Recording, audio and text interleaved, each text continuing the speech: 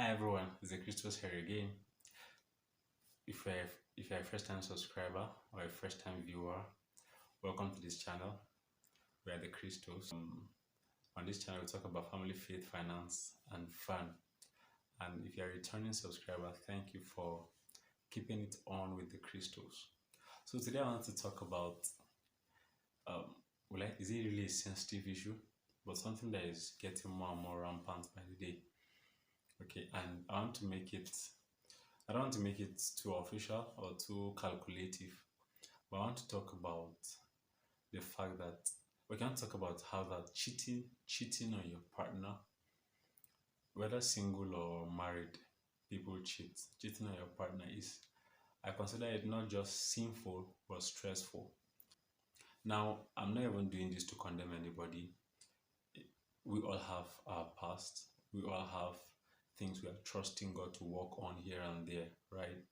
But when something becomes habitual and deliberate, then people are no longer looking for help. They are so at home with their condition and they're not even willing for a change. But you see, we're a product of our decisions, and we should always be ready for the consequences of our decisions, right? So I want to talk about how that cheating. I've seen if you have seen somebody who is a serial cheat, permit me to use that terminology. You see how they are like all these folks in Ponzi schemes, or all these folks in people that are dubiously coming after your money. More like a thief. Cheating is a relational way of stealing, right? You are stealing, but in relationship form. Because do you realize that thieves mostly seem to have swifter strategies, and they always think ahead because they bring strategies in a negative way of cheating people. We know of a popular fraudulent person in Nigeria that is under the FBI custody, right? We know how intelligent such a person is, yet he chose to use his skill, his computer skill, his digital skill to dupe people. So when we bring it to the context of relationships, marriage, whether you're single or not, you realize that people no longer see it as a big deal. Now, this thing is eating even deep, such that people are becoming at home with it. Based on my observation, I've seen how that you can see, or women telling you how that I know he's cheating in this relationship, but I don't mind him cheating even when we get married. I don't mind him having a side chick. Like, that's a popular terminology, especially in Nigeria now. Side chick, more like another lady aside me. I don't mind him having somebody he's in another affair with. So let's say you're officially married. You don't mind him having you hear ladies say that I don't mind him having another lady by the side, as long as he doesn't bring all of those nonsense into the house or to our matrimonial bed. Like, that's how terrible this thing is. It's been so watered down that people are suddenly becoming at home with it. It's more like it's becoming people in quotes see it as a helpless situation, that it is practically impossible to tell them that there are men out there who don't cheat. That's why you hear women say men are scum, all men are scum. One of my friends would say, so is your father, or so is your dad. It's a way of trying to get at the person. I don't justify that, right? But just try to put sense in people's head to see that not all men. I'm not even saying that this like I said from the beginning, this is not a self-righteous video, right?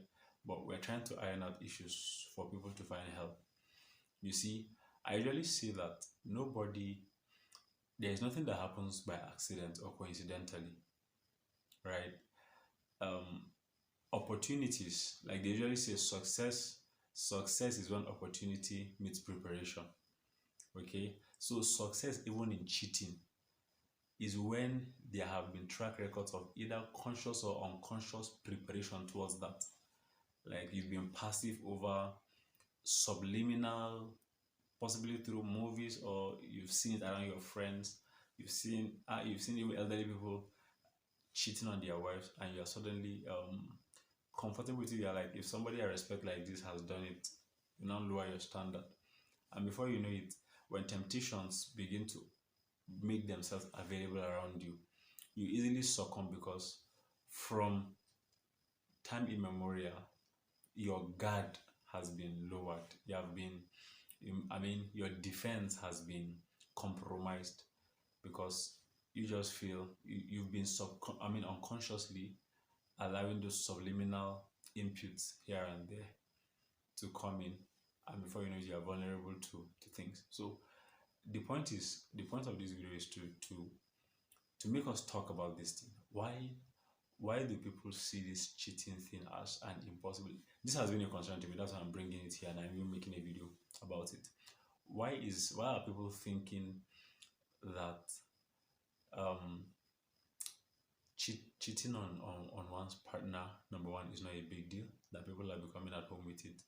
But of course, as believers, being a Christian, God frowns at that. God frowns at you. In fact, he demonstrated it in himself. God said, if you read from the Old Testament, from the Torah, you will hear God saying, I telling the Israelites, he said, I am jealous. My name is jealous. I am a jealous God. You cannot have any other God but me. Okay? I mean, that's how jealous God is. He doesn't want his space to be shared with anybody. And it's a place of dignity that God has made you in such a way that you have so much value. You are created in his image and likeness. You are a person of substance, of beauty, of elegance, of of character, of substance. And he's telling you that, okay, if you must marry, find a wife. If you find a wife, you have found favor, you have obtained, I mean, you have found a good thing and you have obtained favor from the Lord. Okay? And you enjoy the wife of your youth, or vice versa, if you are a lady. Okay? But you on your own end, you feel um it's no big deal for me to be with another woman. As a guy, you feel it's no big deal to be another man, even though you have your husband or your wife. And you see, these things start from dating. Like I usually tell people that anything you tolerate while you are dating, while you are with your partner before getting married. Be ready to tolerate it to a higher measure when you get married. Or anything you feel will change eventually when people get married is fallacy. The truth is, anyone, number one, let me put it out there as a fact that there are men and women who do not, it's not within the context of their value system to cheat on their partners. You know what cheating is? We don't need to even, cheating is in different levels. You know, sometimes we talk about this cheating of a thing, people just want to limit it to having an affair or having sex with another person other than your partner, either in a relationship or in marriage. But you see, this cheating of a thing goes to so many angles. I know these ones are the most critical, but you see, it goes to when, let's say, as a married person, you give more attention to every other person, a human being, every other person, not even God, every other person but your spouse. Okay? Cheating is at different levels. That's what I'm trying to say. It can be digital, it can be physical, it can be spiritual, right? You know, sometimes we there's this precious man of God that, you know, there's this statement they usually make, right? That do not rub bitter to people. You know, there's this man of God that he has reconciled with his wife. You know, he was saying how that one of the things God told him was that, okay, you're not a spirit, you got married. The woman has needs to be met. Okay. So he was all about loving God, doing terrible things in righteousness for God. But then his home was dying because he felt she should know I'm doing this for God and all of that. But you see, God's principles are all inclusive and they work all in synergy. One will not take the place of the other. So this woman filed for divorce, but thank God for restoration. I don't want to call name, but of course, possibly some of you know who I'm talking about. But the point is, he came publicly. That's why I'm bringing out the story. He came publicly and say how that God told him. He realized where his mistakes were. I mean, he he he gave so much place. Of course, this is not to say you should God should not have his place. Of course, God has no competition to start with. But the place of that balance of knowing how that okay, like Jesus will say, give to Caesar what belongs to Caesar and to God what is God's, right? It's the same thing. So what I'm even saying about this is the different ways cheating can come. You can you can cheat your partner by conquering the world, and your partner has no sense of relevance or value around you because they are practically out of your life, such that you will feel, is it not God I'm serving? Is it not church I'm going to? Is it not, all of that?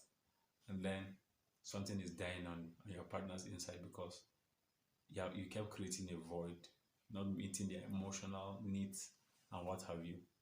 Okay, so but the major one, which is what I'm talking about today, is what we know as cheating. Okay, like what's the whole idea of double dating? We'll not shy away from this reality. What's the idea around double dating? Okay, um, like I said, cheating is not just sinful but stressful. Have you seen someone who is hiding something on his phone? Like I usually tell people, like personally, I don't see a point. I think trust is one of the not that I think trust is a major bedrock in relationships, right? And the moment you start keeping unnecessary secrecy, that moment you are making yourself vulnerable to the compromise in trust, and eventually it will lead to something you might not want. I've seen people password practically every app on their phones, deleting every chat every day, and so many things. You want to pick a certain call, you have to excuse yourself, you have to ensure your I mean you have special numbers for some form of conversations you have. I mean, it's stressful. We know. I'm not a cheat, so I don't know exhaustively some of these examples, but you understand what I'm saying. Like it's stressful. You see, God, Christianity is a life of liberty. Okay, like Paul will say, just that do not use this liberty as an occasion for carnality or for sin. But God has called us. The life in Christ is a life of freedom, right? Jesus will say, whoever the Son of Man sets free is free indeed. We have been called to a life of freedom. Why keep yourself in bondage? And there's this place of cheating. There is a place where I see a lot of people. If you need help, there are the right channels. But when you are wallowing consciously, deliberately committed about it, and it's habitual, it's something you like, you're never willing to let go, you might not realize how much it's eating you deep. Number one, is eating up your creativity, it's eating up your destiny juices.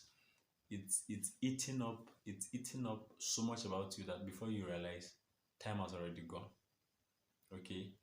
I've seen a man who was boldly telling me at a point, when I was working somewhere, he was telling me at a point that the girls around this area, they are cheap, you know, that even in my office I have affair with them. This is a married man, number one. And as of that time, um I think his first child is my age mate. Okay. So I was asking him, would you would you be happy if you see your child replicating? This is somebody elderly than me by far.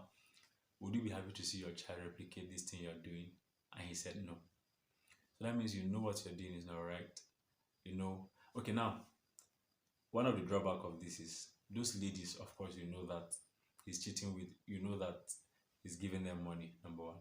So something that should go to the family and make the family better, his wife, his children, or some form of investment that will better his life.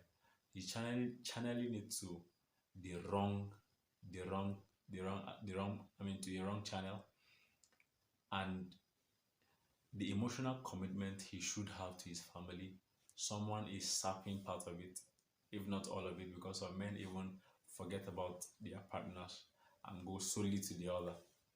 You see, the idea of um, you can love all all your concubines and whatever in the cheating empire, that you can love them all equally, is fallacy. And you see women say men men are polygamous in all men are polygamous in nature. It's not true. It's not true. This thing comes to decision, it comes to our makeup, it comes to our growth level. Okay. There are people that, what will you say about people that have chosen the life of celibacy until they died? They never had anything to do with the opposite sex. Or what would you say about people that, several people that have lived with their partners, let's say in marriage now, until they died, not even a single, they've never had any case, not even by mistake, of cheating. Now, what I'm saying is, personally, I love looking at the right pictures. I love looking at people who are putting out the results that I want to have in my life. So you see, our generation is even more vulnerable than ever. Like, I mean, our generation, I think, is the most attacked in this regard, because right now, even social media is not helping. Um, Comedies, all of that. That's why you are responsible for what fits. It's what gets into you. The way God structured man is garbage in, garbage out, like they say in the computer world, right? Whatever you let in, that's what the Bible will say, guard your heart with all diligence, for out of it comes the issues of life. Most times these things is influence of maybe your peers, and then environment, and then um, what you expose your sight and your ears to. Sight and sounds that you that get access to you are the things that influence. So some of us is through music all around are promoting. Talk about music right now is, especially in secular and worldly music, is largely about women, sex, money. So we keep dampening our spirit, our souls with all of those junks, and you expect to have a different outcome.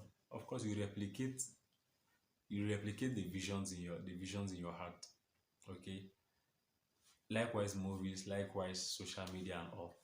So let me leave my own part at this. Like I told you, I just want it to be an interactive. Just tell you what's in my heart. I've been concerned about it, like the whole craze around.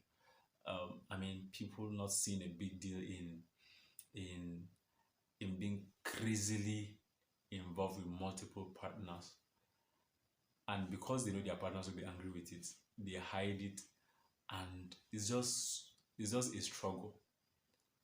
We haven't got a life of freedom. You see me, I love a free life. I love a free life. I'm a free man. And I think that's what should be the aim of every person out there. And that's the life in Christ. It's a life of freedom. Okay, so let's meet in the comment section. Let's talk about it. Like, remember I said is what we're talking about is how that cheating is not just sinful, but it's stressful. Do you think so?